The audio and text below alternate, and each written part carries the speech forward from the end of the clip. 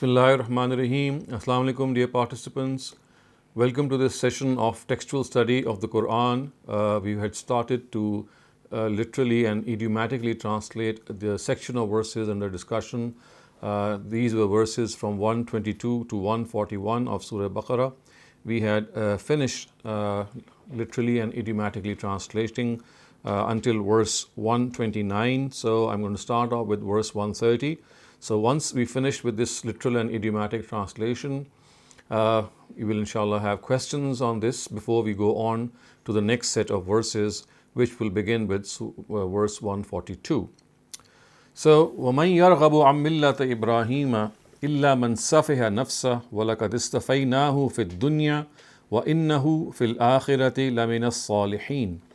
Wa and man who yarghabu an. So raghaba an is or raghiba an is one word, and I have been explaining this to you that verbs with their prepositions change their meaning.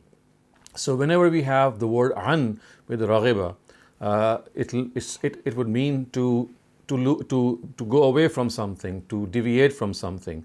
You might have heard of this famous narrative of the Prophet, which we often see our imams pronouncing and declaring at the time of nikah. And the words are وَمَنْ رَغِبَ عَنْ سُنَّتِي النِّكَاهُ مِنْ سُنَّتِي وَمَنْ رَغِبَ عَنْ سُنَّتِي فَلَيْسَ مِنِّي, which means that nikah or marriage is my sunnat. The Prophet has said, it is my way. وَمَنْ رَغِبَ عَنْ, so it's the same رَغِبَ عَنْ. So he who deviates, مَنْ رَغِبَ عَنْ سُنَّتِي, from my practice, فَلَيْسَ مِنِّي, he is not from me.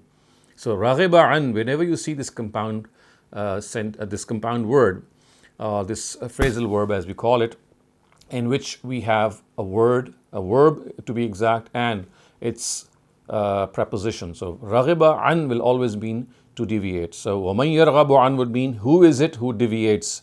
Millate, and millah is nation or religion. I mean they are used interchangeably. Ibrahim and is Abraham, and I have pointed out this before as well, that you'll find these two spellings of the word Ibrahim in the Quran used at various instances. So you'll find the word Ibrahim, the way it is spelled out here, without a ya between the ha and the mim, and you'll also find Ibrahim at some other instances. So who can deviate from the nation or the religion of Abraham? Illa is except. Illa, except man who safiha means to put oneself into foolishness. To put safiha means to put into foolishness, and nafsahu would mean oneself. So who is it who can be more foolish than man yarghabu an millat Ibrahim? So who is it who is it that deviate from the religion of Abraham, except he who puts himself into foolishness? So idiomatically it would mean that only foolish people are those who deviate from the religion of Abraham. وَلَقَدْ اسْتَفَيْنَاهُ فِي الدُّنْيَا. وَلَقَدْ would mean and indeed. So laqad is indeed, wa is and. Istafaynahu, we chose him, and we chose him fit dunya, in this world. Fi is in, ad-dunya is this world. So it would mean, idiomatically the sentence would mean, and indeed we chose him in this world. And of course the reference is to the fact that he was chosen as the leader of mankind, the Imam of mankind, because of the fact that he had fulfilled certain tests and trials. He had passed those tests and trials in flying colors. وَإِنَّهُ فِي الْآخِرَةِ لَمِنَ الصَّالِحِينَ. Wa and. Innahu, indeed he. Fi, in. Al-akhirah, the hereafter. La, indeed.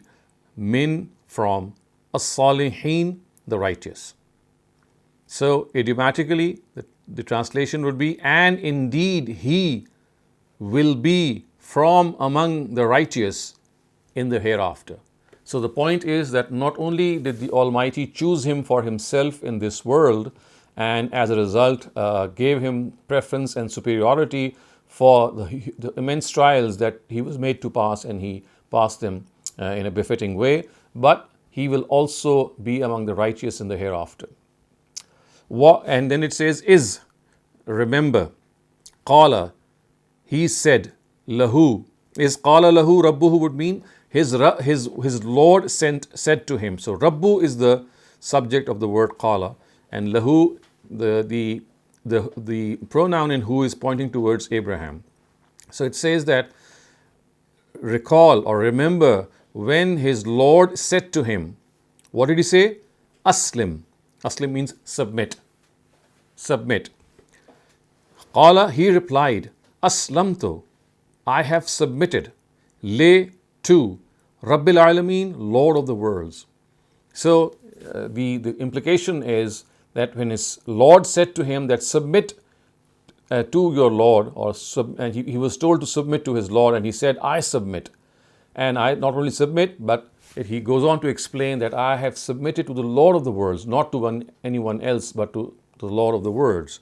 And of course, referring to the fact that when he was given all those directives, and he was, as the Quran has said previously, فَأَتَمَّهُنَّ. The words actually imply the fact that he was put through various trials. فَأَتَمَّهُنَّ إِذِ ابْتَلَىٰ إِبْرَاهِيمَ رَبُّهُ بِكَلِمَاتٍ فَأَتَمَّهُنَّ. And recall when Abraham was put to test in certain practices, in certain things, فَأَتَمَّهُنَّ. He immediately, in fact, he fulfilled them. And when, of course, he was called to submit to the Almighty in the form of that sacrifice that he was shown in a dream, signifying the fact that he should dedicate his son to the service of the Baytullah or the house of God, he said, Aslim, that I submit.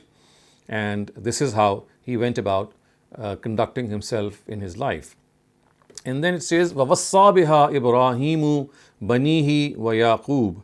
And wassa means to will, to decide, to make someone, to make something obligatory on someone. Wassa biha would mean that Abraham urged his children. So banihi would mean his children. So banun is basically the plural word, which and it refers to children. So when we add a pronoun to it, it would mean banihi. I mean, the construction would be banihi. So the implied construction is وَوَصَّى بِهَا إِبْرَاهِيمُ بَنِيهِ وَيَعْقُوبُ. So Ibrahim willed this to his children, and so did Jacob. Yaqub is Jacob. So biha is the pronoun referring to religion, which is millata Ibrahim, which is already discussed earlier. And because the word millah is feminine in construction, so therefore we have a feminine pronoun as well in the form of ha. So وَوَصَّى بِهَا إِبْرَاهِيمُ بَنِيهِ وَيَعْقُوبُ would mean, and Abraham willed the same religion to his children, and so did Yaqub, so did Jacob. So both Abraham and Jacob, both of them asked their descendants to follow this religion. And now you find that conversation reaching a stage as if in which the conversation is taking place right in front of us. And viewers, this is the beauty of the Quran, that once you have indirect narration embedded in the whole Quran, and suddenly you'll find as if that narration has come to life through a live dialogue between the entities who are there. So the first part of this verse is actually an indirect narration telling us that what did Abraham and Jacob do vis-a-vis making a will to their children. And suddenly as this verse finishes, you'll find a live dialogue as if something is happening now right in front of you. And the words are, Ya bunayya inna Allah astafa lakum ad-deena fala tamutunna illa wa antum muslimun. So Ya bunayya would mean, O my children, inna indeed, Allah God, istafa. So istafa means to select, to choose. Lakum, for you. So kum, of course, is the pronoun for people who are present, and it's a plural pronoun. So God has chosen for you. O my children, indeed God has chosen for you. What did He choose? Ad-Deen, this religion. Again, the important aspect here is the article alif lam, which is appended to the word deen. So it's not any deen, or it's not all religions, it's this religion. the religion which was being talked about in the previous verses, the religion of Abraham, Millata Ibrahim. This is the religion that is being talked about. So that is why we would translate this as God, that Ya Bunayya inna Allah astafa lakumuddin would mean that, O children, O my children, indeed God has chosen for you this religion that we have just talked about. And then it says, فَلَا تَمُوتُنَّ إِلَّا وَأَنْتُمْ مُسْلِمُونَ. For, therefore, la, not. Tamutunna, you die. Illa, except. So do not die except wa, and antum, you all, Muslimun, submissive, or Muslims. So the implication here is that this is exactly the wasiyah, or the will, or the directive which Abraham and Jacob had made to their children. And what was that? That, O our children, God has chosen this religion for you, and do not die except that you are followers of this religion, that you are Muslims. So, فَلَا تَمُوتُنَّ, do not die, illa, except, وَأَنْتُمْ مُسْلِمُونَ, that you are Muslims. أَمْ كُنْتُمْ شُهَدَاء إِذْ حَضَرَ يَعْقُوبَ الْمَوْتِ. So, were, kuntum, you, shuhada, present. So just as the word shaheed is one of its meanings is to bear witness, another meaning is to be present somewhere. So when we are shahid or when we are shaheed at some place, it also means that you are present at that place. So this is what the implied meaning of this word here is. Am kuntum shuhada. So were you present is when hadara, neared, or was about to, you say something which is nearing something, we call it hadara. It's about to happen. Yaqub, Jacob, al-maut, death. So the implied meaning would be that, were you present when Jacob was about to die? Were you present when Jacob was about to die? Again, this dialogue is one thing which we have already always talked about, that the Quran embedded in this dialogue not only between the Almighty and the entities which were present in 7th century Arabia at that time, but within that dialogue, that grand scheme, we have another live dialogue, and that is between that narration, or that back and forth movement between the addressee and the addresser. We have people talking to each other as well. So, is qala li banihi ma ta'buduna min ba'di. So, is would mean when. Qala, said, li banihi, to his children. So, when he said to his children, and who is the person referred to here? It's Jacob. So, remember, it is he who is just discussed, because it is said that, were you present? Were you present when Jacob was about to die? Is qala li banihi, he said to his children, ma ta'buduna min ba'di, ma, who, ta'budun, you will worship, min ba'di, after me. So in the Quran, the word or the construction min ba'd is used quite often, and it always means after. So it's not just ba'd, just as the word ba'd means after, min ba'd is also of the same meaning, so it would mean after. And because it is the words are min ba'di, so the translation would be, when he said to his children, ma ta'buduna min ba'di, who will you worship after me, after I pass away? Who will you worship? Qalu, they said, or they replied, na'budu, we will worship, ilahaka, your Lord, wa, and ilaha, Lord, abaika, of your forefathers. And who are these forefathers? Ibrahim, wa Ismail, wa Ishaq. And the idiomatic translation would be, and they replied that we will worship your Lord and the Lord of your fathers, or the forefathers. And who are these? Ibrahim, Ismail, and Ishaq. So Abraham, Ishmael, and Isaac, we will worship the Lord of these individuals. And then it says, Ilaham wahid, one Lord, wa, and nahnu, we, lahu, to him, Muslimun, submitters. So they further stressed and emphasized that he is one God, and he is ilahun wahid, he is one God, wa nahnu lahu muslimun, and we are people who submit to that one Lord. Lahu is for, who is him. Tilka ummatun kad khalat laha ma kasabat. Tilka, that. Or we can also translate it at this instance as this. Ummatun. Ummah would mean a nation or a community. Kad, indeed. Khalat, passed away. So, tilka ummatun kad khalat would mean that this was a community that has passed away, referring to the fact that these are the people, these forefathers, Abraham, Ishmael, Jacob, and Joseph, and all these, they were a nation, but they have now passed away. Laha ma kasabat. Laha would mean for them, ma, that, kasabat, they earned. So whatever they earned is for them. You will not be questioned for them, which is the implied meaning here. Walakum ma kasabtum. Wa, and lakum, for you, ma, that, kasabtum, you earned. So ma kasabat would mean what they earned, and ma kasabtum would mean what you earned. So for them is what they earned, and for you is what you earned, which means that you will not be answerable for them, neither will they be answerable for you. وَلَا تُسْأَلُونَ عَمَّا كَانُوا يَعْمَلُونَ. Wa, and la, not. Tus'alun, you shall be held questionable. An, amma is basically an ma. So you'll find this word being written at a number of places in the Quran in this assimilated construction, in which basically the noon is dropped and there is a direct connection from the word ayn to ma. So an ma is basically amma. So wala tus'aluna amma would mean you shall not be asked about. An ma is about that. Kanu, they did. Ya'malun, kanu would mean they.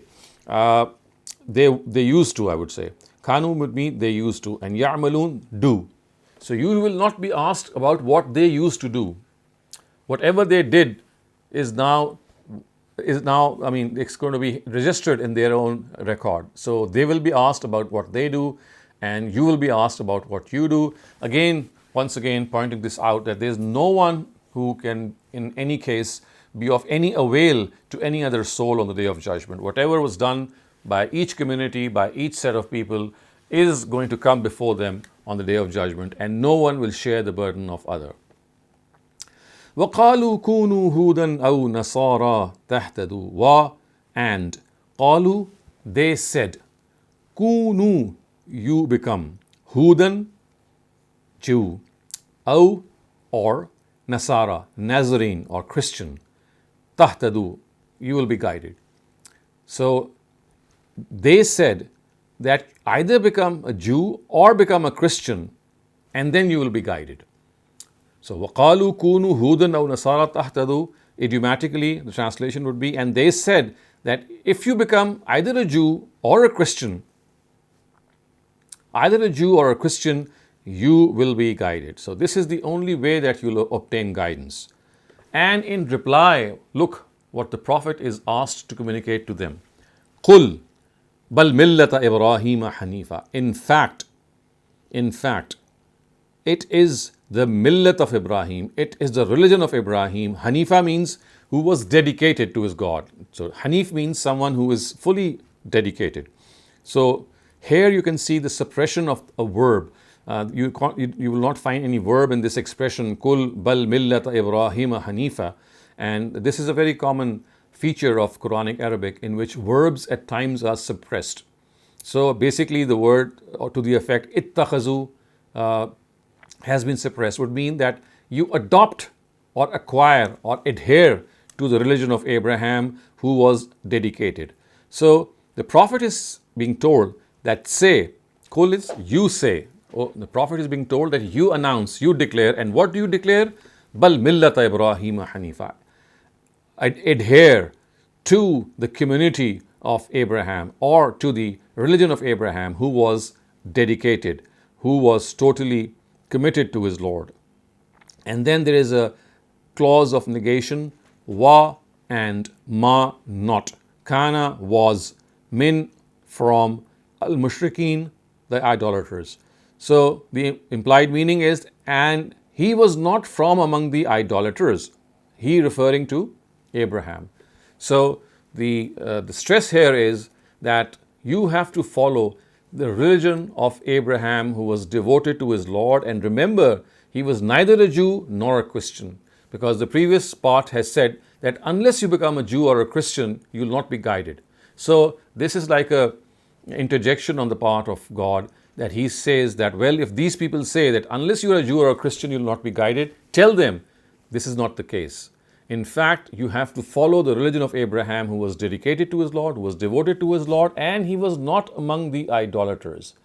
He was certainly not among the mushrikun. And then, Qulu, you say, Amanna billahi, we have professed faith in God. Wa, and ma, that, unzila, was revealed, ilayna, towards us. So say that we have believed in God and that was revealed to us, towards us. Wa, and ma, that, unzila, revealed, ila Ibrahima, to Abraham. Ila is to Abraham. Wa, and Ismail, and to Ishmael. Wa, and Ishaq, to Isaac. Wa, and you can see a small error here in the script. The waw has been amalgamated with the qaf, so just be careful in reading this. Basically, the qaf is separate here. Wa Ishaq, wa, and Yaqub is Jacob. Wa, and Al-Asbat means their descendants. This is the plural of Sibt. So Asbat is the plural of Sibt. So we will have this idiomatic translation as, you say that we have believed in God and what was revealed to us and what was revealed to Abraham and to Ishmael and to Isaac and to Jacob and to their descendants. So in other words, this is like a profession or a statement of fact that we are not going to believe in being Jews or Christians. Rather, we will believe in what has been revealed to us and what was revealed before us to Abraham and to Ishmael and to Jacob and to their descendants. And it says, Vama utiya Musa wa Isa. Va, and ma, that, utiya, was given, Musa, Moses, wa, and Isa, Jesus, wa, and ma, that was utiya, given, an-nabiyyun, to the prophets, min rabbihim, min, from, rabbihim, their Lord. So the statement continues and it says that not only do we believe in what was revealed to these people, but what was given to Moses and to Jesus and what was given to the prophets from their Lord. And what was that? This is what is coming up. La nufarriqu bayna ahadim minhum. La, not. Nufarriqu, we differentiate, we discriminate. Bayna, between, ahadin, any, minhum, among them. And this is that we do not discriminate between any one of them. Meaning that all these prophets of God, the guidance that they have brought down, they are equally valuable to us. They are equally respectable to us. We will follow all of them. We will not discriminate between them. We will not hold one superior over the other. To us, all of them are equally respectable and they have brought down God's guidance and we are liable to follow that guidance. And then it says, وَنَحْنُ لَهُ مُسْلِمُونَ, wa, and nahnu, we, lahu, to him, muslimun, submitters. Which means, and we are submitters to him, referring to the fact that we are submitters to God. In other words, we all submit to God, and we, in all cases, give due reference to the fact that whatever the Almighty will tell us, we will follow it without any hesitation. فَإِنْ آمَنُوا بِمِثْلِ مَا آمَنْتُمْ بِهِ فَقَدْ اهْتَدَوْا. Fa, therefore, in, if. Amanu, they profess faith. Bimisli, similarly. Ma, that. Amantum, you professed faith. Bihi, in it. Fa, qad, therefore, indeed. Ihtadaw, they will be guided. So, it is said that if they also profess faith similarly, the way you have professed faith. So, if they profess faith the way you have professed faith, and what is that? That the faith that we will have will not make any discrimination between prophets of God. So it is being told that if these Jews and Christians, they also profess faith the way you have professed faith, meaning that they will also not distinguish between prophets of God فَقَدْ اهْتَدَوْا, only then will they be guided. فَقَدْ, therefore, اهْتَدَوْا, they will be guided. Wa, and in, if, تَوَلَّوْا, they turn away, فَإِنَّمَا, indeed, hum, they, fi, in, shiqaq, stubbornness. However, if they turn away from this, then they will be in stubbornness, which means that they will not accept faith, and this is something which makes the Almighty very angry. So therefore, if they turn away, tawallaw means they turn away. فَإِنَّمَا هُمْ فِي شِقَاقٍ, then they are stubborn. They are in a state of stubbornness. فَسَيَكْفِيكَهُمُ اللَّهُ. فَسَيَكْفِيكَ meaning and God is sufficient for you against them. So this word is a compound word, just to explain you a little. So fa and seen here, they are separate words. So yakfi is the Arabic word. The basic construction is yakfi. The word ka is the plural, is the pronoun coming here, and whom is another pronoun. So fasa yakfi, the seen that you see here, the word seen just before the word fa, is a word which means soon. So just as we say soon in the English language, the word sa or sofa, these are two words which denote something that is going to happen soon. So fasayakfikahum would mean, therefore soon you will be, therefore soon God will be sufficient for you against them. Yakfikahum Allah. So God will be sufficient for you against them. Wa, and huwa, he, as-sami, hears. He is hearing everything. And alim, knowledgeable. So he is knowledgeable and he hears everything. Fasayakfikahumullah, of course, would mean is like an assurance sounded to the Prophet that don't think that the Almighty has left you alone. Don't think that things, if they are sort of getting out of hand, you would get anxious and worried. No, this is not going to happen. You just need to wait for that time that the help of God is going to arrive, but it is going to arrive soon. Sayakfikahumullah. Soon God will be sufficient for you against these people who are opposing you. Sibghatullah. Sibghatullah means, sibgha in Arabic means the color, the tinge. Allah, God. So God's color. Again, you'll see that there is a verb which has been suppressed here. When I say Sibghatullah, it means color of God. So the implied meaning is adopt the color of God. So basically, or acquire the color of God, or adhere to the color of God. So ittakhazu Sibghatullah, words to this, the word to this effect has been suppressed. So Sibghatullah means adopt the color of God. Wa, and man, who, ahsanu, better, minallah, from God, sibghatan, regarding color. So whose color, man ahsanu minallahi sibghatan, whose color is better than God? Waman ahsanu, actually the construction is something like this. Waman ahsanu sibghatan minallah.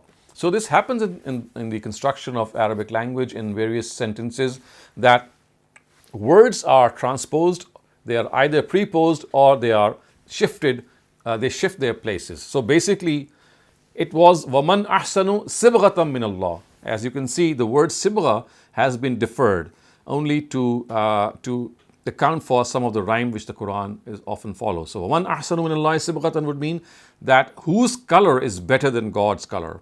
Wa, and nahnu, we, lahu, to him, abidun, worship. Worshippers. So we to him are worshippers. This is a literal meaning, and idiomatically it would mean that we worship him only. Nahnu lahu abidun. So a normal construction would have been Nahnu abiduna lahu, that we are worshippers of him. Nahnu abiduna lahu. So whenever you find the object, which is the maf'ul as we say in Arabic, or on which the verb is going to happen, if that is preposed, like the word lahu is preposed here from the verb, then it adds stress to the sentence. So a normal sentence would have been Nahnu abiduna lahu, and we worship him. But when lahu is preposed with before the verb, it would mean only he that we worship. So Nahnu lahu abidun would mean that we worship only him. Qul, say, So these imperative verbs, qul and the likes of it, as you have seen earlier on, they address the Prophet. So qul would mean, "O Prophet, you say." When it is said say, of course, the address is the Prophet. Qul, O Prophet, say, atuhajjunana. So atuhajjunana is basically the word is tahajjun, means you argue. The last na that you see is for the speaker, which is God Himself, or the Muslims, in fact, themselves. So it says the Prophet is being told to convey to them, atuhajjunana, do you argue with us? Fi, in Allah, God. So basically, fi here is it implies regarding. So the meaning would be, O Prophet, ask them that do you dispute or do you argue with us regarding God? Wa huwa rabbuna wa rabbukum. Wa and huwa he rabbuna, our Lord. Wa and rabbukum, your Lord. Whereas He is our Lord and He is your Lord. The fact is that this is something which is absolutely agreed upon us, that He and our and your Lord is the same. So why would you argue about God? Walana a'maluna. Wa and lana for us. A'maluna. A'mal basically is the plural of amal. So a'maluna would mean our deeds. Wa and lakum, your. A'malukum, deeds. So to us our deeds and to you your deeds, meaning that we will be accountable for our deeds and you will be accountable for your deeds. Lana a'maluna wa lakum a'malukum wa nahnu lahu mukhlisun. Wa and nahnu, we, lahu, to him, mukhlisun, sincere. And we are to him, referring to the fact that we are to God sincere, or idiomatically the sentence would mean, and we are sincere to him. We are sincere to God. Am taquluna inna Ibrahima wa Ismaila wa Ishaqa wa Yaqub. Do. Taqulun, you say. Inna, indeed. Ibrahim, Abraham. Wa and Ismail, Ishmael. Wa and Ishaq, Isaac. Wa and Yaqub, Jacob. Wa and Al-Asbat. This word has just passed a couple of verses ago. Asbat is the plural of sibt, meaning descendants. Kanu, were. Hudan, Jews. Aw, or Nasara, Nazarenes. So idiomatically it would mean, do you say that indeed Abraham and Ishmael and Isaac and Jacob and their descendants, they were Jews or Christians? Qul, say, O Prophet, are antum, you, a'lamu, more informed, or Allah, God. So the Prophet is told that tell them, are you more informed or your God is more informed? Because it is God who is informing this to you. Are you trying to prove that you are more knowledgeable than God? Kul antum a'lamu amillah. Are you more knowledgeable or is God more knowledgeable? Wa and man, who, azlamu, more unjust, min man. So mimman basically is min man. Just as we had the word amma, remember it was an and ma. So just as the word am and ma gets amalgamated and you write it as a single word amma, similarly here you'll see that min and man. So here the amalgamation is in the form of a new word which means min man. Waman azlamu mimman, who is more unjust than katama. Katama means to hide, shahada, witness or evidence. Indahu, with him, min Allah, from God.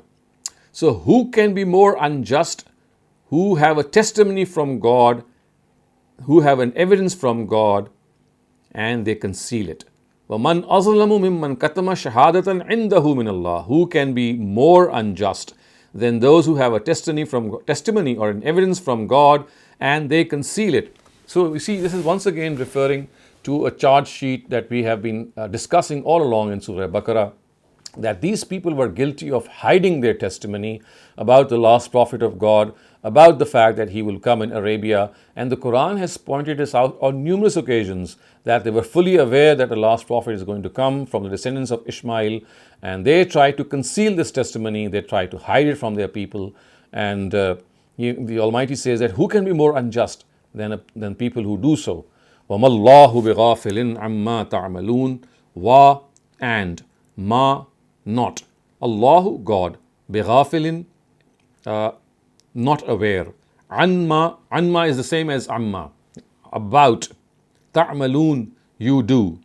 So the translation would be, and God is not uninformed about what you do. He is fully aware of what you do, referring to the fact that if you're hiding this testimony, you can hide it from people, but you cannot hide it from God.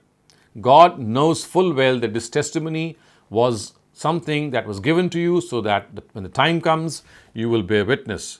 But you did not do so, so therefore there is no one who is more unjust than people who were entrusted with this testimony and they declined to bear it. Tilka ummatun kad khalat. Tilka, this ummatun, nation or community. Qad, indeed, khalat, past. So this was a community that has passed away. Laha ma kasabat. To it, what it earned. La, to. Ha, it. Ma, that. Kasabat, earned. So, to it, what it earned would mean to that nation is what that nation earned, meaning that that nation will be responsible for what it earned. Wa and lakum, to you. Ma kasabtum, what you earned. So, to that community is what they earned, and to you is what you earned.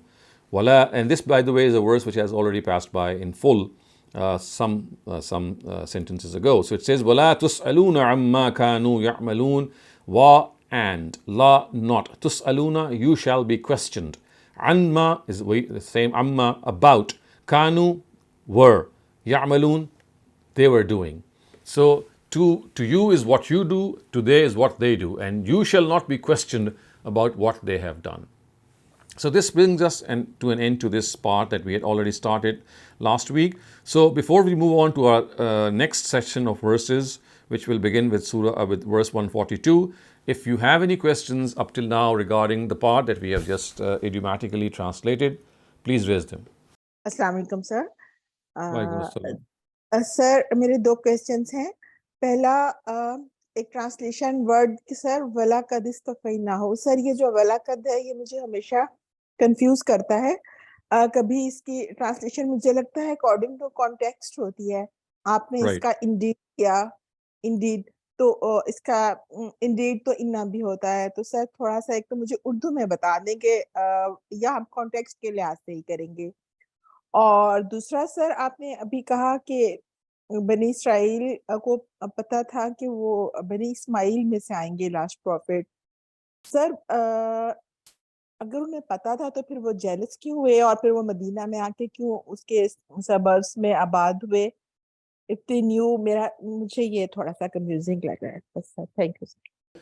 तो देखें, ये जो word कद है, ये आपने ठीक कहा, ये सियाक़ व सबाक़ में इसका मतलब तब्दील भी होता रहता है. लेकिन जब ये इस तरह आए किसी फ़ेल से पहले, जैसे इस्तफ़ा से पहले आया है, या जैसे वो मशहूर आयत है जो आपने सुनी होगी, क़द काना लकुम फ़ी रसूलिल्लाहि उस्वतुन हसना, तो यहाँ ये बेशक के मफ़हूम में होता है. इसका मतलब होता है कि किसी चीज़ को आप स्ट्रेस कर रहे हैं, एम्फसाइज़ कर रहे हैं, किसी चीज़ पे ज़ोर दे रहे हैं, तो और लाम जब क़द पे आ जाए तो ये मज़ीद ज़ोर के लिए होता है. तो क़द में एक थोड़ा सा ज़ोर होता है, स्ट्रेस होता है. जब क़द में भी लाम आ जाए तो ये ज़ोर में इजाफ़ा हो जाता है. तो ये दोनों जो हैं अलग अलग भी, और जब मिल के आते हैं तो ये इसी ज़ोर के लिए आते हैं. और जब दोनों इकट्ठे आते हैं तो आप समझ लीजिए कि दोहरा ज़ोर लग जाता है. तो वलक़द इस्तफ़ैनाहु का मतलब है कि बेशक, इसमें कोई शक नहीं है, इस्तफ़ैनाहु, उसको हमने चुन लिया. और दूसरा सवाल आपका था सर अबाउट के उन्हें पता था कि वो बनी इस्माइल में. हाँ, देखिए, ये तो हम बहुत दफ़ा डिस्कस कर चुके हैं कि ये हसद था जिसकी वजह से उसको एक्सेप्ट नहीं कर सके. कुरान मजीद ने इसको की तरफ इशारा किया है, हसदन मिन इंदि अनफुसिहिम. उनको ये इस चीज़ पे बहुत ये बुरा लगा कि हमारी अपनी जो नस्ल है, आखिरी पैगंबर उसमें से क्यों नहीं आया, यानी बनु इसहाक या बनी इसराइल जो थे. क्योंकि देखिए 2000 साल तक अंबिया बराह रास्त उन्हीं के यहाँ आते रहे, और वो ये चाहते थे. वो तो ठीक है सर, लेकिन अगर उन्हें ऑलरेडी पता था फिर क्या? तो देखें, पता था तो इसीलिए उन्होंने उसको छुपाने की कोशिश की. इसीलिए कुरान कहता है कि वमन अज़लमु मिम्मन कतमा शहादतन, इससे कौन ज़्यादा जालिम होगा जो ये गवाही छुपाया जिसके आप अमीन बनाए गए थे. تو یہ تو دیکھیں یہ انسانی کمزوری کی طرف اشارہ کیا جا رہا ہے جو انبیاء کی. کہ انہیں انتظار تو تھا آخری نبی کا، اور یہ پتا تھا کہ وہ مدینہ میں یا ادھر آئے گا عرب مکہ میں، میں. مکہ میں. جی سر، لیکن مجھے لگتا ہے کہ انہیں یہ نہیں پتا تھا کہ بنی اسماعیل میں سے ہوگا، اس لیے دے گاٹ جیلس. نہیں، وہ تو قرآن نے جگہ جگہ بتایا ہے، اور خود حضرت موسیٰ نے بتایا تھا کہ میں تیری مانند تیرے بھائیوں میں سے ایک یہ پیدا کروں گا، اور اشارہ تھا بنی اسماعیل کی طرف. تو حضرت موسیٰ کی پریڈکشن تورات کے اندر اور جو چیزیں ہیں وہ، اور اسی طرح سے انجیل کے اندر، وہ تو بالکل واضح ہیں، اور قرآن مجید نے اس میں کوئی کسر نہیں چھوڑی یہ بتانے کے لیے کہ یہ تو پیغمبر جو ہیں وہ آخری جو آئیں گے وہ بنی اسماعیل میں سے آئیں گے، اور اسی وعدے کے مطابق آئیں گے جو حضرت موسیٰ سے اللہ تعالیٰ نے کیا. اس وجہ سے ایسا نہیں کہ ان کو اشتباہ تھا یا ان کو پتہ نہیں تھا کہ بنی اسماعیل سے آئیں گے، کیونکہ قرآن تو یہ کہتا ہے کہ وہ ان کو ایسا پہچانتے ہیں کہ جیسا کوئی مہجور باپ اپنے بیٹے کو پہچانتا ہے، اس پیغمبر کو بھی پہچانتے ہیں، اس قرآن کو بھی پہچانتے ہیں. یعرفونہ کما یعرفون ابناہم. تو ایسا نہیں ہے کہ ان کو کنفیوژن تھی، ان کو صرف یہ قد تھی، یہ بغض تھا، یہ جیلسی تھی کہ یہ ہماری اپنی نسل سے کیوں نہیں آئے. اور میں جیسے کہ عرض کر رہا تھا یہ انسانی کمزوری ہے. لیکن سر یہ ٹھیک ہے، وہ تو انہیں پہلے ہی پھر جیلس ہو جانا چاہیے تھا جب انہیں تو پتا وہ چلا شروع تھا سے ہی کہ تھے. دیکھیے یہ جیلسی تو ان کے اندر تبھی تو انہوں نے اپنے اسکرپچرز میں تبدیلی کرنے کی کوشش کی. انہوں نے کچھ جگہوں پہ نام ہٹایا اسی وجہ سے کہ جب ان کو اندازہ ہو گیا کہ آخری پیغمبر ان کی اپنی امت سے نہیں آئیں گے، تو یہ کام تو ان کے علماء نے بہت پہلے کرنا شروع کر دیا تھا. اور جہاں پہ انہوں نے نام تبدیل کیا تو اس کی وجہ یہی تھی. اور اسی سے اندازہ لگائیں کہ یہ انسانی کمزوری جو حسد کی شکل میں انسان پر جب ایک اپنا حملہ کرتی ہے تو کس انتہا پہ اس کو لے جاتی ہے. اور یہ ایسی کمزوری ہے کہ جو انسان اس سے مبرہ آج بھی نہیں ہوا. یعنی یہی وہ جیلسی ہے جس کو آپ جب ایکسٹریم پہ لے جاتے ہیں تو یہ انسان کے اندر وہ نفرت کے جذبات پیدا کر دیتا ہے دوسرے کے لیے، اس لیے کہ انسان کو اپنی برتری کا زوم ہوتا ہے. یعنی یہ جو بات ہے کہ کیوں وہ دوسروں میں سے آ رہا ہے، جو حسد کا پیچھے ذہنیت کیا ہے، وہ ذہنیت یہی ہے کہ ہم برتر لوگ ہیں، ہمارے اندر 2000 سال تک انبیاء آئے ہیں، آخری نبی کو بھی ہمارے اندر آنا چاہیے تھا. جی right, thank you sir. There's a question related to the word qad. So Adil is Right. asking, I think the word qad is also to donate the past as compared to inna. Right. So that also is one of the meanings of qad, that it refers to the recent past at times. And distant past and recent past, these are two phrases that we often use. So at times the recent past is also referred by the word qad. But as you can see that this is a question of usage. It's not that, you just juggle around with these words. You are able to pinpointedly know where the word is used in which meaning. Thank you, Dr. Saleem. Iqra, but Bashir, please go ahead. Assalamu alaikum, sir. Can you hear me? Yes, I can hear you. Okay sir, میرے 3 سوال ہیں. ایک تو وہ جس آیت میں کہا کہ جو انہوں نے کمایا اور جو تم نے کمایا تم سب اس کے لیے جواب دہ ہوگے اور دوسروں کے لیے نہیں. تو اگر ہم اس کو ملت سے افراد پہ اگر تھوڑا کریں جنرلائز، تو کیا جو والدین ہوتے ہیں وہ بچوں کی تربیت کے ذمہ دار ہوتے ہیں، تو کیا وہ بعد میں اس کے لیے جواب دہ ہوں گے اگر انہوں نے اس میں کوئی کوتاہی کی ہے؟ دیکھیں پہلی بات تو یہ کہ ظاہر ہے آیت تو وہ نہیں کہہ رہی، لیکن آیت سے ہٹ کے جو آپ بات کہہ رہی ہیں وہ بالکل حقیقت ہے کہ آپ اگر جس چیز کی جو ذمہ داری ہوگی، جس کی بھی جو ذمہ داری ہوگی، اگر وہ ذمہ داری سے وہ کوتاہی کرے گا، کوئی بھی ہو سکتا ہے وہ، اور ذمہ داری وہ کوئی بھی ہو سکتی ہے. سو اگر آپ اپنی ذمہ داری سے گریز کریں گے یا اس کو پورا نہیں کریں گے تو آپ مسئول ٹھہرائے جائیں گے. یہ تو بات الگ سے درست ہے. صحیح. اور مطلب اگر وہ اپنی تربیت میں اپنا جو کردار تھا وہ کرتے ہیں، اس کے باوجود بھی اگر اولاد میں کوئی کمی رہ جاتی ہے تو پھر والدین اس کے لیے جواب دہ نہیں ہوں گے. جی بالکل ایسے ہی، آپ نے اپنا جب صحیح کردار ادا کر دیا تو پھر آپ نہیں ہوں گے. صحیح. اور سر دوسرا سوال میرا یہ ہے کہ جب وہ غالباً وہ 135 آیت تھی کہ جس میں یہود و نصارہ کا ذکر اور ابراہیم جو ہیں وہ مشرکین میں سے نہیں تھے، تو کیا وہ مشرکین کا ورڈ یہود و نصارہ کو ریفر کرتا ہے؟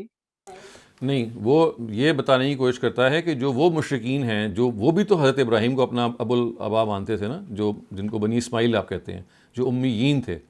تو ان کو بتایا جا رہا ہے کہ نہ وہ یہودی تھے، نہ وہ نصرانی تھے، نہ وہ مشرکین میں سے تھے. تو عرب میں 3 ڈینامینیشن تھی نا، 3 لوگ آباد تھے، یہود تھے، نصارہ تھے اور بنی اسماعیل کے مشرکین تھے. تو ان کو یہ بتایا جا رہا ہے کہ وہ آپ تینوں میں سے نہیں ہیں، وہ تو حنیفاً مسلمہ ہیں، کیونکہ آپ لوگ اپنی اپنی ملتوں کے لمبردار ہیں. آپ لوگ مشرکین جو ہیں وہ شرک کے لمبردار ہیں، یہود و نصارہ جو ہیں وہ اپنی قومیت کے اور اپنے جو ان کی بلیفس ہیں، ان کے لمبردار ہیں، ابراہیم ان تینوں میں سے نہیں تھے. وہ اللہ تعالیٰ کے حنیف مسلم تھے. حنیف کا مطلب ہے یکسو، بالکل ڈیووٹیڈ. صحیح. تو مطلب اسی لیے پھر ہم یہود و نصارہ کو اہل کتاب کے سے مخاطب کر سکتے ہیں لیکن مشرک نہیں. بالکل صحیح. مشرک نہیں اور کہہ سر سکتے. میرا جی اور میرا تیسرا سوال یہ ہے کہ وہ جو ایک اس کے بعد بھی شاید آئی تھی کہ ہم اس کہہ دیجئے کہ ہم اس پہ بھی ایمان لائے جو اسحاق، ابراہیم اور سب پہ، اور جو ان سے پہلے ان پہ نازل ہوا، تو اس میں مطلب جی تورات، زبور وغیرہ. تو کیا سب. آج کل کے مسلمانوں پہ بھی یہ بات ہے کہ ہمیں اس پہ ایمان لانا ہے، اور ایمان لانے کے لیے کیا ہمارا اس کو پڑھنا بھی لازمی ہے، جاننا؟ اور پھر اب ان کے اسکرپٹ میں تو چینجنگز بھی جس طرح سے ہیں، تو اس کو تھوڑا کلیئر کر دیں. دیکھیے میں تو یہ بہت دفعہ یہاں پہ اس فورم پہ ہی بتا چکا ہوں کہ ایمان لانا تو لازم ہے، اور ایمان اگر آپ لے کے آئیں گے ان کو بغیر پڑھے تو یہ تو اندھا ایمان ہوگا. اس وجہ سے ان کو پڑھ کے ہی پڑھنا چاہیے. ایمان تو آپ لے کے آئیں گے، خدا کی کتابیں ہیں، تو اس کا تقاضا پھر یہ ہے اس ایمان کا کہ اس کو آپ پڑھیں بھی. اور جہاں تک پڑھنے کا تعلق ہے، اگر آپ ان کو قرآن کی روشنی میں پڑھیں گے تو آپ بالکل گمراہ نہیں ہوں گے. ان کو آپ کو یہ نظر آئے گا، اور جیسے کہ ہم جب یہاں تدریس کرتے ہیں بائبل کی، اس کو ڈیمونسٹریٹ بھی کیا جا چکا ہے کہ 70-80 بلکہ شاید اس سے بھی زیادہ جو کنٹینٹ ہے تورات کا اور انجیل کا، وہ بالکل قرآن کے مطابق ہے. چند جگہوں پہ تحریفات ہوئی ہیں. تو ہمارے ہاں تصویر یہ پیش کی جاتی ہے کہ جیسے ایک زیادہ بڑا حصہ جو ہے وہ محرف ہے، وہ تبدیل شدہ ہے، اور تھوڑا سا حصہ جو ٹھیک ہے، جبکہ بات بالکل الٹ ہے. اس وجہ سے اگر آپ کسی استاد سے یا کسی یعنی آپ سمجھ لیں ایسی کتابوں سے کہ جو قرآن مجید کی روشنی میں بائبل کی تشریح کرتی ہیں، اگر آپ بائبل کو پڑھیں گی تو نہ صرف یہ کہ آپ کو بہت ساری معلومات حاصل ہوگی، بلکہ آپ کو یہ معلوم ہوگا کہ کیسے اللہ تعالیٰ پچھلی کتابوں میں بالکل وہی بات کہتے ہیں جو وہ آج کہہ رہے ہیں. اور اسی وجہ سے ان کا جو مقدمہ ہے قرآن مجید میں، وہ پورے کے پورے قرآن میں یہ ہے کہ ہم نے آدم سے لے کے محمد تک ایک ہی مذہب کو، ایک ہی دین کو نازل کیا، اور اس میں جو تھوڑی بہت تبدیلیاں شریعت میں کی گئی ہیں وہ تمدن کے تقاضوں سے کی گئی ہیں. ورنہ جہاں تک عقائد کا تعلق ہے، جہاں تک اخلاقیات کا تعلق ہے، وہ روز اول سے لے کے روز آخر تک، یعنی نبی صلی اللہ علیہ وسلم تک بالکل ایک رہا ہے. صحیح.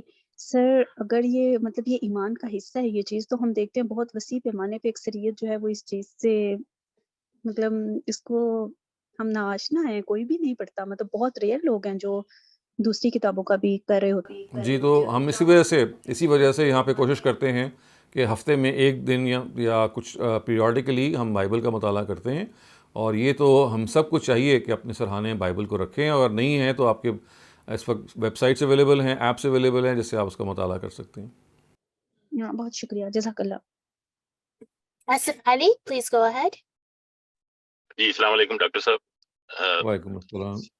سر میرا کویسچن یہ ہے کہ اگر یہ انجیل اور جو بائبل اور جو دوسری کتابیں ہیں، اگر ان میں ان کو ہمیں پڑھنا چاہیے، تو پھر کیا یہود اور نصارہ جو ہیں جو ان پر عمل کرتے ہیں، لیکن صرف ایک فرق ہے کہ وہ رسول اللہ پر ایمان نہیں رکھتے، تو پھر تو اس کا مطلب ہے کہ وہ بھی اللہ کی رحمت کے حقدار نہیں ہو جائیں گے پھر اس طرح؟ تو کیونکہ اس میں تو نہیں، تھوڑی بہت ہی پڑھنا دیکھیں، پڑھنا تو اس لیے ہمیں ضروری ہے کہ وہ قرآن مجید ہی کی پیش رو کتابیں ہیں، لیکن رسول اللہ پر ایمان لانا تو مثبت طور پہ ضروری ہے، کیونکہ وہ اللہ تعالیٰ نے اس کو بتایا ہے کہ پیغمبر جو آخری آئے ہیں ان کے پاس اللہ تعالیٰ کی محفوظ ہدایت انہی پر نازل ہوئی ہے. تو آپ کو اس ہدایت پہ بھی ایمان لے کے آنا ہے، اور اس آخری پیغمبر پہ بھی ایمان لے کے آنا ہے. تو اسی وجہ سے اگر وہ صرف قرآن پڑھتے ہیں تو ضرور پڑھیں، لیکن ان کو یہ معلوم ہونا چاہیے کہ ان سے یہ تقاضا نبی صلی اللہ علیہ وسلم کی پیدائش سے بہت پہلے کر لیا گیا تھا کہ جب آخری پیغمبر آئیں گے تو آپ نے ان پر ایمان لانا ہے، ان کی مدد کرنی ہے، ان کی نصرت کرنی ہے. یہ سب چیزیں تورات میں درج تھیں کہ وہ آخری پیغمبر کے ساتھ آپ نے یہ رویہ اختیار کرنا ہے. تو اس وجہ سے تنہا اتنی بات نہیں ہے. تو اگر اس میں وہ کوئی کوتاہی کرتے ہیں تو یا تو ان کے پاس کوئی جینون ریزن ہونا چاہیے جس کی وجہ سے وہ سچائی تک نہ پہنچ سکیں، یا نبی صلی اللہ علیہ وسلم کی حقانیت میں کوئی ان کو کلام ہو. لیکن اگر وہ اس پہچان لیں کہ یہ سچے پیغمبر ہیں اور اس سچے پیغمبر کے طور پہ ان کو ایمان لانا ہے، اور پھر بھی ایمان نہیں لے کے آتے، تو پھر یہ وہ چیز ہے کہ جو اللہ تعالیٰ کے ہاں پکڑ کا باعث بنتی ہے. تو مطلب آج کا یہود اور آج کا نصارہ، یعنی آج کا کرسچن اور آج کا یہودی جو ہے، وہ اس کے لیے یہ ضروری ہے کہ وہ رسول اللہ صلی اللہ علیہ وسلم پر ایمان لائے، تو تبھی ہم اس کو کہیں گے کہ یہ اب جو ہے حقدار ہوں گے اللہ کی رحمت کے. ادھر بھی نہیں، دیکھیں اس کو آپ اس طرح سے درج کریں کہ وہ اس چیز، یہ سوال ان کے ذہن میں ضرور پیدا ہونا چاہیے کہ اللہ تعالیٰ کی اگر آخری ہدایت موجود ہے और उस आखिरी हिदायत ने अपने बारे में ये तकाज़ा किया है, ये दावा किया है कि उस पर ईमान लाना ज़रूरी है, तो फिर पहले एक मरतबा उनको इस हिदायत के बारे में कोई राय कायम करना ज़रूरी है। यानी बेशक रिजेक्ट कर दें वो, लेकिन सिंसेयर रिजेक्शन भी उनको हकदार बना सकती है। जो चीज़ उनको हकदार नहीं बनाएगी वो केयरलेसनेस या इनडिफरेंस है कि एक ग्रुप ने ये कहा कि हम अल्लाह ताला की आखिरी किताब रखते हैं, तो आपने इस दावे को एंटरटेन ही नहीं किया। आपने कहा जी ठीक है, देखी जाएगी, हमें इसकी कोई गर्ज़ नहीं है। तो अल्लाह ताला कहते हैं कि भाई ये ज़रूरी नहीं है कि आप उनको मान लें, लेकिन मान के डिसमिस करें किसी ऐसी बुनियाद पे जो वाकई लेजिटिमेट हो, तो अल्लाह ताला के यहाँ उसकी सुनवाई हो सकती है। लेकिन आप ये कहें जी कि हम सुनेंगे नहीं, हम किसी ना किसी बायस की वजह से, किसी तासुब की वजह से इसको जायज़ा नहीं लेंगे, तो ये पकड़ का बायस बनेगी। इस वजह से ऐसा नहीं है कि वो हकदार नहीं होंगे। वो हकदार सिर्फ तब नहीं होंगे कि जब वो इसके बारे में एक इनडिफरेंट रवैया अख्तियार करेंगे। अगर वो इसको पढ़ के भी रिजेक्ट कर लेते हैं, यानी वो पैगंबर ने दावा किया, उन्होंने कुरान मजीद को पढ़ा और सिंसियरली, और यूँ समझ लें कि बिल्कुल एक किसी वजह से उनको ये महसूस हुआ कि भाई ये पैगंबर सिर्फ मुसलमानों के लिए हैं, या फ़लाँ चीज़ें जो हम पे नहीं हैं, तो ये सब वो चीज़ें हैं कि जो अल्लाह के यहाँ एक डिस्कशन या डिबेट का बायस बन सकती हैं और उनको इसमें रियायत भी मिल सकती है। लेकिन जैसे मैंने कहा कि ये बात कि आप सिरे से एंटरटेन ना करें, ये पकड़ का बायस बनेगी। तो फिर इसका मतलब है कि मुसलमानों की हैसियत उनके लिए एक दाई की होनी चाहिए, क्योंकि मैसेज तो हमारे पास है, अगर हम उन तक पहुंचाएंगे तो ऐसा ही तभी है वो। जी, बिल्कुल ऐसा ही है। और ये हम बहुत दफ़ा कह चुके हैं कि ये ज़िम्मेदारी से अगर वो कोताही करेंगे तो हो सकता है वो हकदार हो जाएं और जो ज़िम्मेदार हैं वो हकदार ना हो, क्योंकि आपने अपनी ज़िम्मेदारी पूरी नहीं की। ठीक है सर, समझ आ गया, thank you. Riaz, please go ahead. Assalamu alaikum, Dr. Sahab. वालेकुम अस्सलाम। So as you were saying, I mean, the Torah is about 80% correct. But in the Surah Qaf, I mean, it says, I mean, in yakuluna illa kadhiba. So is it pointing to something different than the Torah? I mean, that whatever. Well, I'll need to see that verse in its context, and only then I can comment. I mean, I cannot comment until I have the verse in its context before me. Can I say the verse? Yes, why not? I mean, you'll have to read some of the context also. Okay. Ma lahum bihi min ilmin wala li abaihim kaburat kalimatan takhruju min afwahihim. No, this is not sufficient, because it says ma lahum bihi ilm, which means they don't have any knowledge. This means that something before these verses has been discussed. And it says that kaburat kalimat takhruju min afwahihim, which means that they are saying something which is very heinous. So that has been quoted before these verses somewhere. That needs to be checked. So is it that they are saying there is a son of God, and is it? Yes, that could be one area. I mean, I don't have those verses before me, but there was some statement to which this is being referred to. I mean, the word kaziba is not a general word. There is something that they had stated earlier on, which must be stated before these verses, about which this verb is referring to. So it's very specific to the what It's came specific. before that. Yes, of course, Oh, it is. Okay. Thank you. Thank you, Dr. Saleem. That was it for all of the questions. Okay, now let's start the next section of verses, which begin with verse 142 and they go on to verse 162. So we'll just take up these verses the way we do, and also try to see that how some of the important discussions that arise whilst translating and trying to understand these verses is going to do so. So, سيقول السفهاء من الناس ما ولاهم عن قبلتهم التي كانوا عليها قل لله المشرق والمغرب يهدي من يشاء إلى صراط مستقيم. O Prophet, we have decided to make the mosque built by Abraham as your qibla. So this is something which our Ustaz has put into parentheses, meaning the fact that this part of these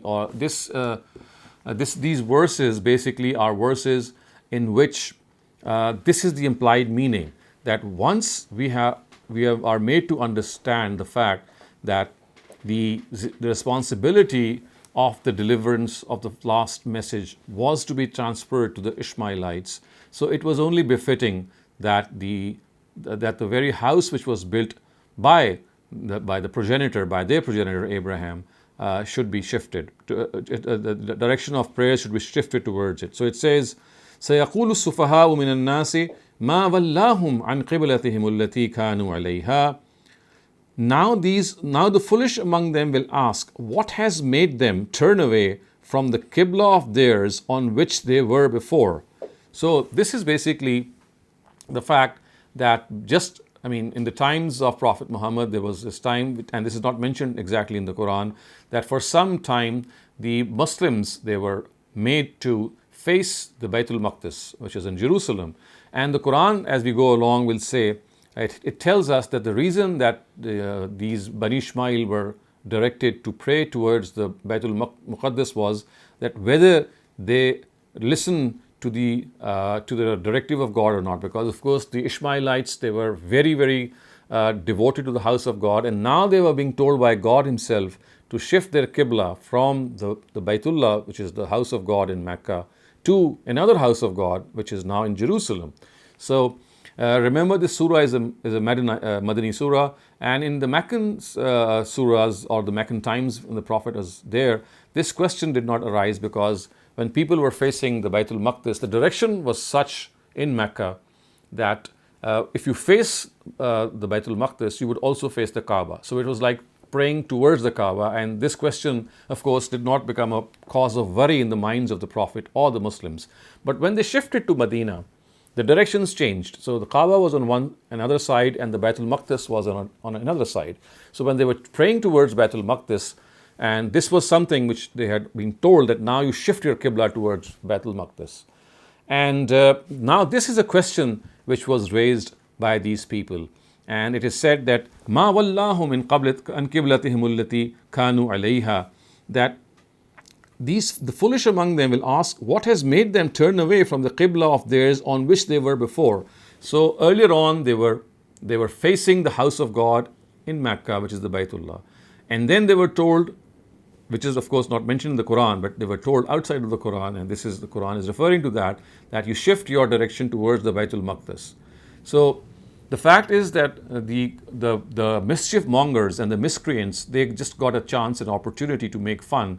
That why is it that they keep shifting their Qibla? Well, they were praying towards the house of God, which is in Mecca, and now they have shifted to the house of God in Jerusalem. Of course, the slant being that there are people who are vacillating from one to the other, and it seems that they are not very certain of what they are doing. Now the question that the Quran says in a very, very stern voice, قُلْ لِلَّهِ الْمَشْرِقُ وَالْمَغْرِبُ يَهْدِي مَنْ يَشَاءُ إِلَىٰ صِرَاطٍ مُسْتَقِيمٍ. Tell them, the east and the west, all are God's. He guides whomsoever He wills from such prejudices to the right path. يَهْدِي مَنْ يَشَاءُ إِلَىٰ صِرَاطٍ مُسْتَقِيمٍ. وَكَذَلِكَ جَعَلْنَاكُمْ أُمَّةً وَسَطًا لِتَكُونُوا شُهَدَاءَ عَلَى النَّاسِ وَيَكُونَ الرَّسُولُ عَلَيْكُمْ شَهِيدًا. We have done precisely this, and just as we have made the sacred mosque your Qibla, in a similar manner. So this is something which is being told to them, that now they are, just as their Qibla has been changed once again from the Baytul Maqdis back to the Kaaba, these people would say that, well, these people were worshipping or praying in the direction of the house of God in Jerusalem. Now they have been asked to once again turn to the house of God, which is now in Mecca. And why is it that they are doing so? So the answer that the Almighty is giving them is that it is understandable now that initially the Israelites, they were the people to whom this position of Shahada, or this bearing witness to the truth, was being confined to, or they were deputed for this responsibility. Now this responsibility is being shifted to the Ishmaelites. So just as the Kaaba is being shifted back to its original, which is the house of God in Mecca, in a similar way, God says that these people have proven unworthy of their responsibility, these Israelites. So in a similar manner, just as the Qibla is being changed back to the Baytullah, now the responsibility of Shahada is now also being given to the Ishmaelites, or people who were worshipping one God only, and they were the people who lived in Arabia. So وَكَذَلِكَ جَعَلْنَاكُمْ أُمَّةً وَسَطًا لِتَكُونُوا شُهَدَاءَ عَلَى النَّاسِ would mean We have precisely made this, and just as we have made the sacred mosque your Qibla, in a similar manner, we have also made you an intermediate community so that you may bear witness to the truth before all people of the world, and the Messenger of God may bear this witness before you. So, the implication here is that the responsibility of disseminating the truth in the form of Shahada is now entrusted to you, which are the Ishmaelites. Why? Because the Prophet has borne this witness to you. So just as the Prophet has borne witness to this responsibility on the Ishmaelites are now responsible of transferring this to the rest of the world. And very, I would say in a very subtle way, the word wasat is used. Wasat means in the middle. So it's like telling them that you are the middle, you are standing in the middle. On the one side are God and His Prophet. You are standing in the middle. You are the Ummat Wasat. And on the other side is the rest of the world. And you are the middle community. And why are you in the middle community? Because you are forming that bridge. Yet you receive that guidance from the Messenger of God, and then you transmit it to the rest of the world. So you are the Ummatun Wasat. And why is it that you are you're being conferred with this position? Because the Messenger has borne witness of this religion before you. And now you are responsible of bearing witness of this religion before other people of the world. And a word about the word Shahada that we have studied here is in order.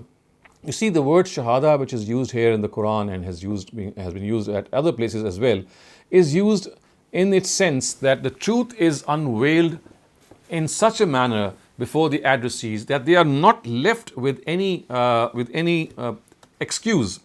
They are not left with any excuse to deny it. And therefore, as if they start to deny it, the Almighty says that they are punished for this. So, as far as the Quran is concerned, we know very clearly that the word Shahada doesn't merely mean to preach or to deliver.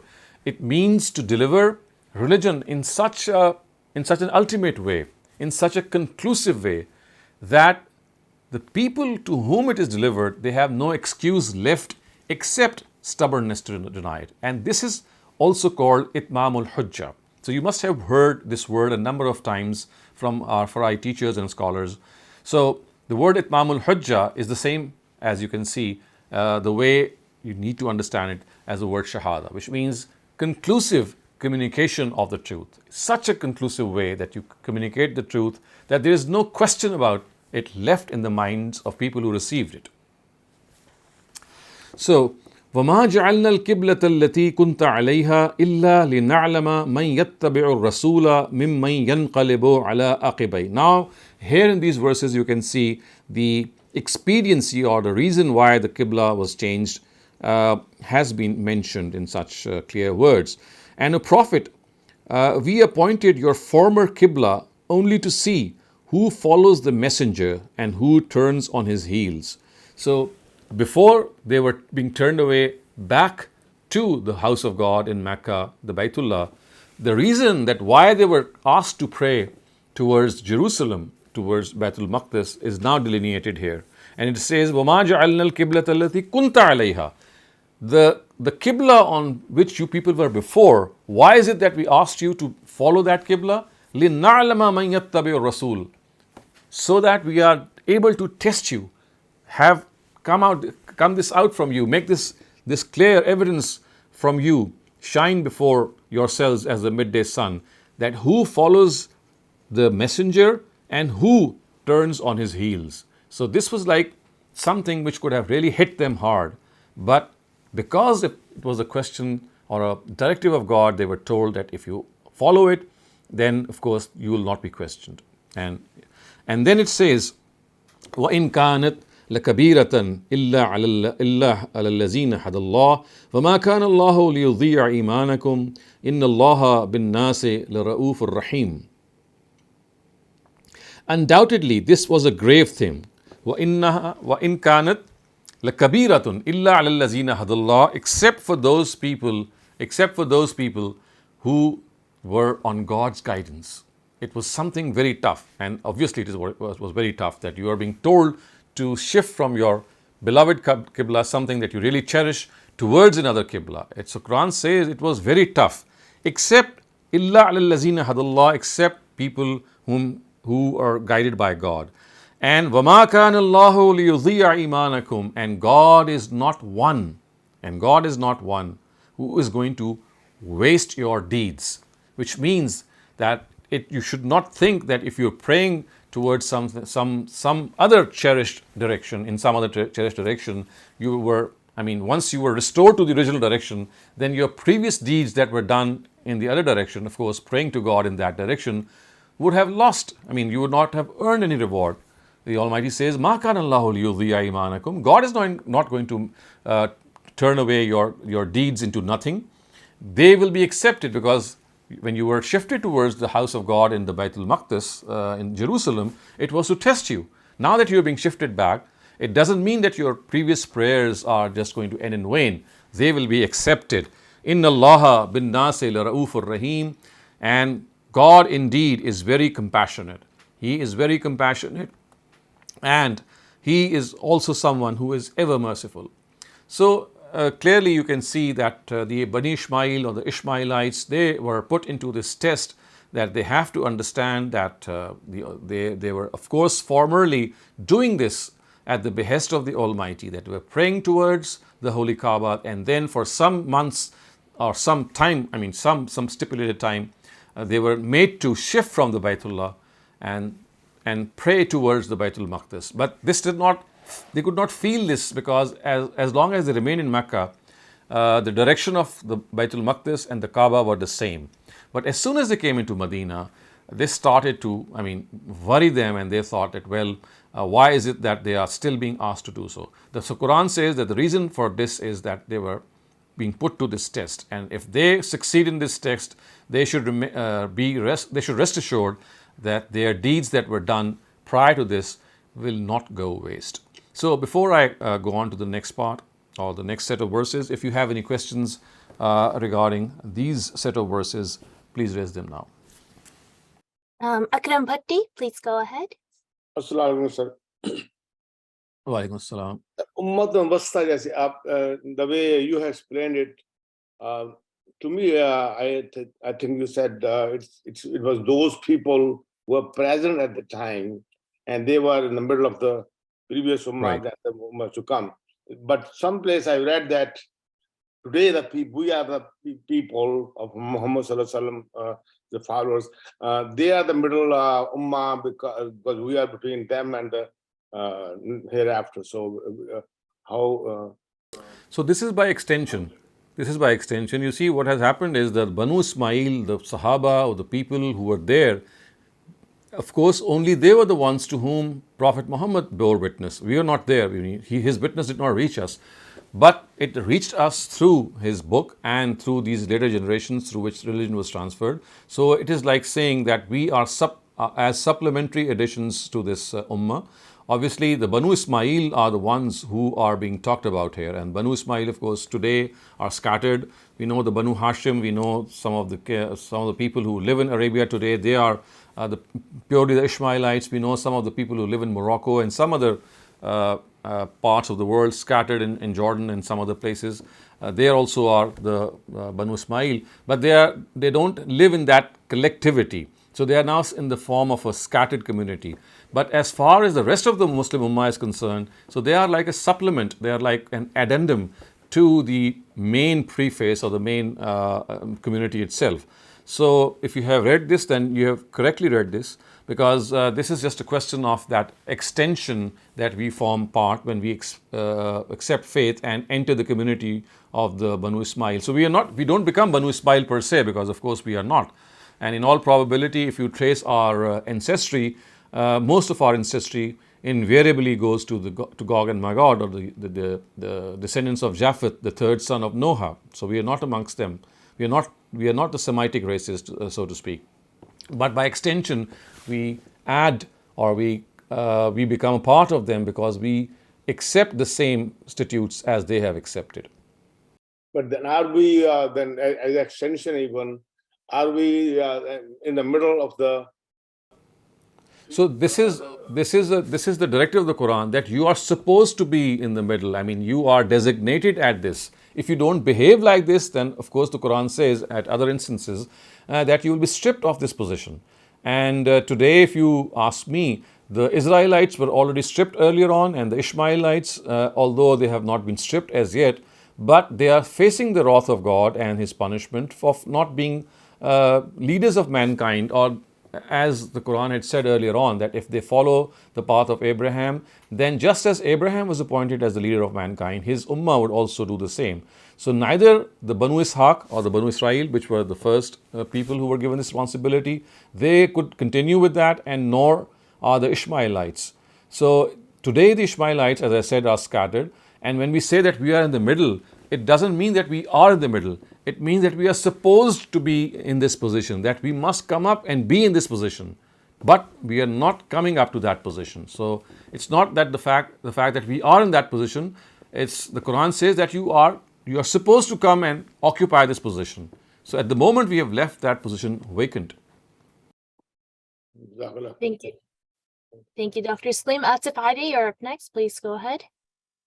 Sir ये सवाल ये था कि आपने कहा कि जैसे मुसलमान जब मक्का में थे तो वो उनको डायरेक्शन एक ही थी बैतुल मक़दिस की और काबे की, जब मदीने में गए तो फिर ये क्वेश्चन रेज हुआ, तो क्या उनको ये क्लियरली कम्युनिकेट किया गया था कि आप यरूशलेम ही की तरफ कर रहे हैं, मक्के की तरफ नहीं कर रहे? क्योंकि अगर ये क्लियरली नहीं था तो फिर तो मदीने में जाते ही ये क्वेश्चन रेज हो जाना चाहिए था कि वो मक्के की तरफ या उसकी तरफ करेंगे. So you see, what has happened is that they were clearly communicated that their Qibla is going to change.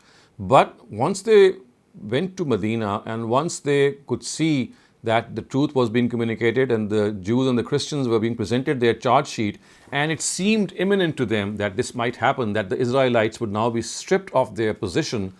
So this desire once again came back to them, that if Israelites or these people are going to be stripped from their position, and they are no longer being in that position that they were earlier supposed to be, and now the position is going to be occupied by themselves. So they thought that because it was something that they were told and it might be a temporary sort of a period, so it was a desire that came up repeatedly amongst them. As you can see, we will see in the next verses, it says, قَدْ نَرَى تَقَلُّبَ وَجْهِكَ فِي السَّمَاءِ, which means that we see that, O Prophet, you continue to look up to the sky and pray to God that God please restore the original Qibla. So basically this was a desire that kept on coming in the minds of the mind of the Prophet and the Muslims, that if that responsibility is being taken away from them, then maybe we are also going to be restored to our own Qibla.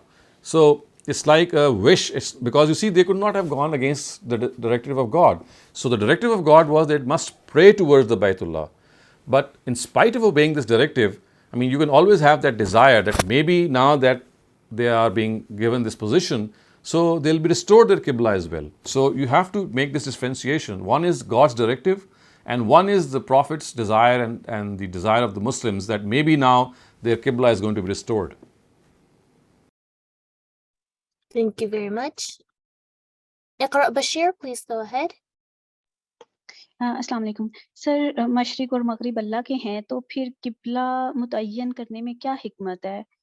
और मतलब अगर काबा और बैतुल मक़दस एक ही side पे थे और वो उस तरफ मुंह करके, फिर तो ये मतलब वो दिल में तसल्ली दिए हुए थे कि नहीं, बेशक हम हुक्म वो फॉलो कर रहे हैं, लेकिन दिल में ये भी तसल्ली है कि किबला की तरफ है, तो वो तो फिर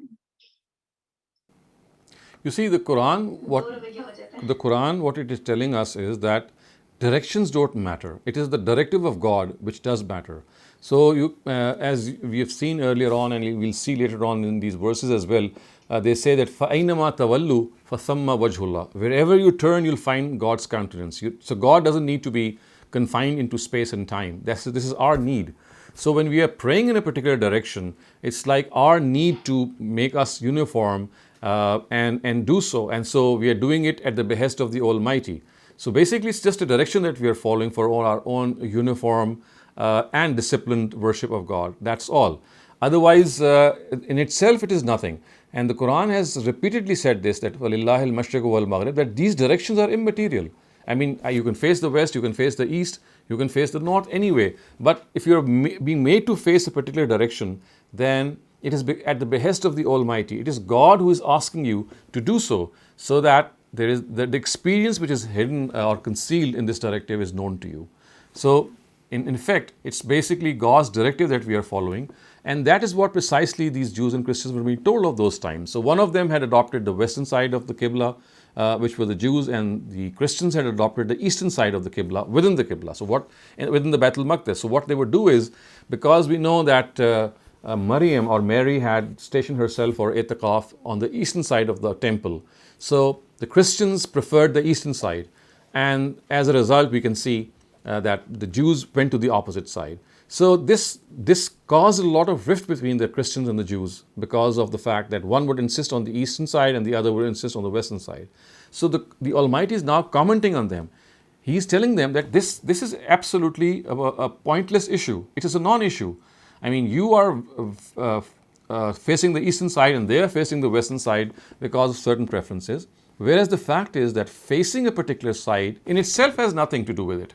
It's basically God's directive that tells you that you have to face a particular direction. So you see, you need to go deep down and delve into the background of these verses in order to understand them.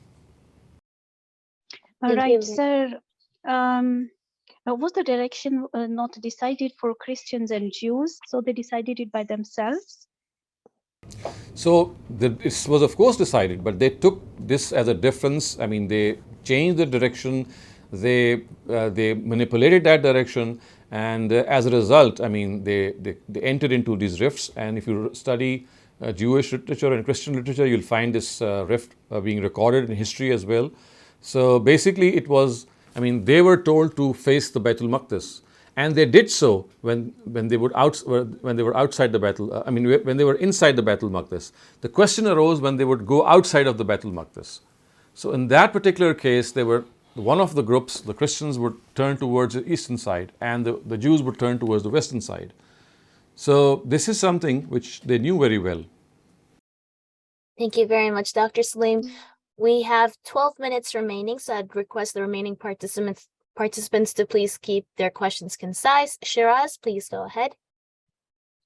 Assalamu alaikum. Thank you, Gusal. And Assalamu alaikum, Shehzad bhai.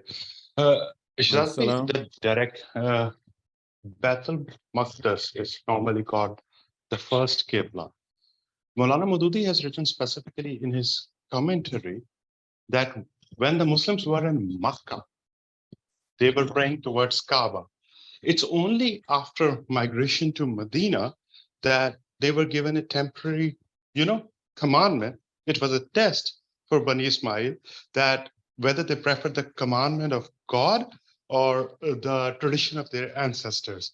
So according to him, it was only for 16 or 17 months time span that they were pointing to Baitul Maqdis, and it was a message for the Jews as well. So do you agree with this interpretation that it wasn't the first Qibla for 14 years since Prophet Muhammad became a prophet, or it was a Qibla only for a temporary period of time after migration? I think it was a Qibla for a temporary period of time. The only difference between the Mufassirun is whether that was in Mecca or in Medina. Whether Muslims were told to pray towards the Baitul Maqdis, whether this directive came when the Prophet was in Mecca or whether it came when they had migrated to Medina. So this is the point of difference. And Maududi Saab is a person who belongs to the second category of Mufassirun who say that this directive was actually given once they had migrated to Medina. But there are other people who say, to me it doesn't in fact matter, because whether you take it to be a Meccan directive or to a Medinan directive, what we need to understand is that it was a temporary directive given to the Muslims in a certain period of time, which of course in the absence of any explicit directive in the Quran, we cannot say that it was given in Medina or in Mecca. I think that this is something which was given earlier on in the Meccan period, and it was a temporary directive, and it continued of course during the time of Mecca, and so did it in the time of Medina. And precisely that is the reason why you see that the Prophet was very anxious that it be turned back to its original position, which does tell us that they were actually praying towards the Kaaba when they were in Mecca. And because of the fact that the Kaaba and the Baitul Maqdis in Mecca were aligned in the same direction, the question never arose.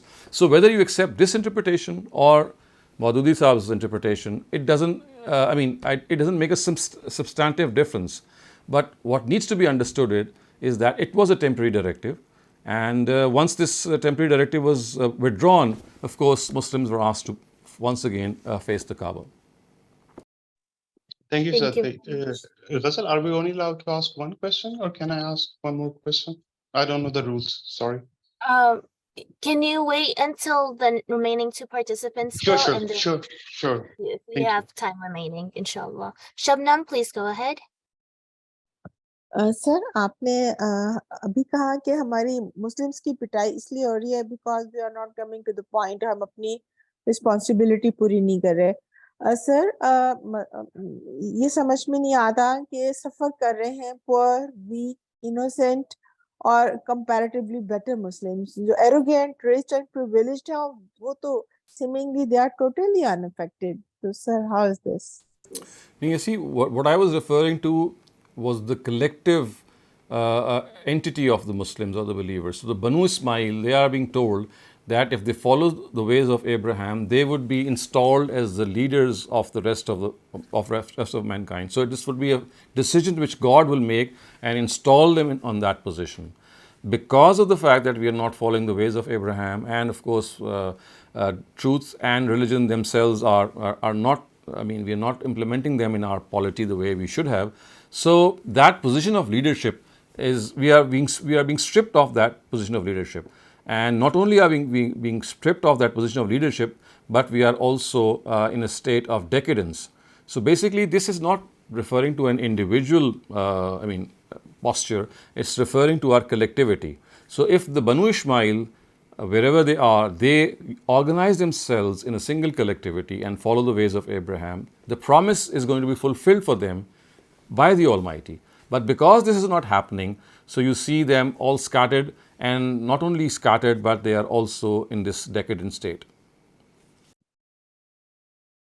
Thank you very much, Dr. Saleem. Noshaba Wasim, please go ahead. अस्सलाम वालेकुम sir. Sir मेरा question यहाँ पे है कि हमें जिस तरह काबे की तरफ ही नमाज पढ़ने का हुक्म है, लेकिन जब हम सफर में होते हैं या बीमार होते हैं या गाड़ी में होते हैं या जहाज में, तो उसमें तो हम काबे की डायरेक्शन कई दफा नहीं कर सकते, तो उसमें हमें क्या अल्लाह ताला का हुक्म है फिर? So this is an area in which we have been given concession. While we are stationed, it is essential that we face the Kaaba. But in a moving frame of reference, when we are moving, for example, in a car or in an aircraft or some other contraption, facing the Kaaba is something which is not mandatory in such circumstances. So it is mandatory only when we are stationed at one place. Same as sickness, if you are sick and you are not able to... Well, that is another question. If you are sick and you are not even aware of the direction, that is another thing. Because you see, if you are sick, however much you might be sick, you can still, I think, even if you're lying down, perhaps you can face the Kaaba, unless you are so unaware as to not even know. So it all depends on how your situation is. But I would say that when you are stationed and even when you are sick, you can still turn towards the Kaaba. Thank you, sir. Thank you, Dr. Saleem. Shiraz, please go ahead. Thank you, sister. Shehzad, another common thing that we hear that pointing towards Baitul Muqaddas is part of Shariat Muslim.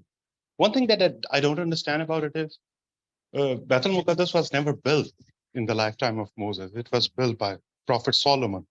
So whatever the later prophets of Bani Israel did by the commandment of God is considered to be part of Shariat Muslim by extension. I think if you read the history of this area, and especially some of the things that Ustaz Hamiduddin Farahi has pointed out, and also some of the narratives, you'll find that when Abraham had settled his progeny in Mecca, he had settled Isaac and his mother Sarah in Palestine. And we have narratives which say that he had demarcated the house of, it was of course built later on by David and Solomon, but the mosque itself had been demarcated by Abraham himself when he had settled Isaac there. So the mosque was always there. It was not built, something that the construction itself was something that came later on in the times of David and Solomon. And we also know that later on these temples were, the mosque and the temple itself was destroyed twice. Once in the time of Nebuchadnezzar, the Babylonian king, and secondly in the times of Titus, when the Romans came and destroyed.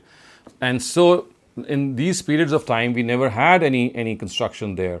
But other than that, we had that construction. So the word mosque doesn't apply to the constructed area. I think it applies to the demarcated land which was reserved as the house of God. So my answer would be that this was something, just as Ishmael, when they were raising the foundations of Kaaba, they were not, or when in the times of the Prophet himself, we know that it was destroyed several times. So just as in the times of Abraham, it was like a second construction of the same house. It does seems to me that in the times of David also, it was a second construction of a house that had already been demarcated by their progenitor and forefather Abraham. Thank you very much, Dr. Saleem. We have one last question of the day. Adil Qureshi asks, what would regaining leadership to Bani Ismail would mean in today's context? Because in the modern world, the nations that are leading are the ones that are most advanced technologically. So would Allah make Bani Ismail the most technologically advanced nation if they abide by his promise? So you see, if you read the Torah and if you also connect to some parts of the Torah to the Quran, you'll find out that the promise which was made with the Israelites, which is mentioned in Deuteronomy, the book of Deuteronomy, if I remember correctly, it's chapter number 18, the same promise was made for the Ishmaelites also. And this was that they will become united and follow the truth and the concepts which were revealed by the Almighty regarding basic morality and religion. So if this is something that they adhere to now in their collective capacity, even if they are scattered, if they have a land in which they can display this to be the truth, or something which they implement, then the Almighty says, and the rest of the Ummah also joins forth in a way that even if they are not geographically connected, then at least they are connected in the moral sense to the same stature. Then the Almighty says that the Ishmaelites would be restored to that position of leadership of the world. And this is something that for which they will not have to cause any bloodshed or they don't need to launch any offensive. It will be done by the Almighty himself. He will change the circumstances such that as long as the Ishmaelites adhere to his promise, he is going to change the world in their favor. Thank you very much, Dr. Saleem. We have one more question if you allow please it. Go ahead. Right. Shehzad, go ahead. Thank you, sister. Thank you very much. Shehzad, a question not related to today's discussion, and I'm sure you have answered it a million times before, but please do it one more time. In case of Adam, when God asked angels to prostrate in front of him, a set of very short questions come from the masses that, did God ask all the angels, and why devil was supposed to prostrate in front of Adam when he was not an angel? Was he an angel first and later became a jinn, etc., etc.? So can you just give a one-liner answer to all of this, especially the part, did God ask all the angels to do it? So you see, as you can see from Surah Baqarah and some of the other instances like Surah Taha and Surah Araf, if you gather all these instances, which I think amount to 9 or 11, in which this incident of Adam and Satan are mentioned, you'll find out that there is one instance in Surah Araf, if I remember correctly, in which the wordings is such that it was not just all the angels who were asked to prostrate. It was Satan himself, who was not an angel. We know that he was from among the jinn, as the Quran has specified elsewhere, that not only the angels were asked to prostrate, but the devil, the jinn were also asked to prostrate. And because Satan was a jinn, so this question which often people ask, that was it that all the angels were the jinn also asked to do so? The question is yes, because if you study Surah Baqarah, you're not going to get the answer. But if you study the rest of the areas in which, or the instances in which this incident is mentioned, if I remember correctly, it is Surah Araf, because the words are amartuk. So it says that, why did you not prostrate when I had ordered you to do so? So this clearly shows in Surah Araf that the jinn were also subjected to this command, and all the jinn did so except one of them, and that was Satan. Thank you very much, Dr. Saleem. What about all the angels? Did God ask all the angels? All the angels, yes. You see, the words are وَإِذْ قَالَ رَبُّكَ لِلْمَلَائِكَةِ إِنِّي جَاعِلٌ فِي الْأَرْضِ خَلِيفَةً. And then as the verse goes on, وَإِذْ قُلْنَا آدَمَ, what is the word? أُسْجُدُوا لِآدَمَ. So if you pursue the context of that verse, it does seem that all the angels were asked to prostrate before Adam. And we also know that the Satan was not an angel. And the question which actually arises that why is it that Satan was singled out because he was not an angel? So the answer to that is that Satan was a jinn, and the order was given to all angels and to all jinn. So all angels and all jinn prostrated except one jinn, and that was Satan. And the Quran said, Aba wastakbara, that he refused and he was arrogant, wa kana minal kafirin. Thank you very much, Dr. Saleem, for another amazing lesson.